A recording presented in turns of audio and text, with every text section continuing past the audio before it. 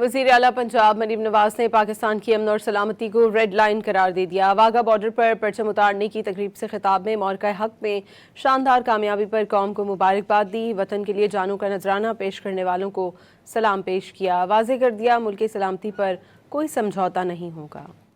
और जब दुश्मन ने वार किया तो पाकिस्तान ने बता दिया कि हम सब पाकिस्तान के 25 करोड़ अवाम बुनियानुम मरसूस है, सीसा पिलाई हुई दीवार है।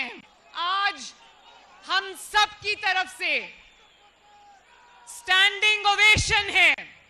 दोनों हाथ से सलाम है तमाम शुहदा पर जिन्होंने अपनी जानों की कुर्बानी देकर उन्होंने हमारी धरती की, हमारी मिट्टी की, हम सब की हिफाजत की।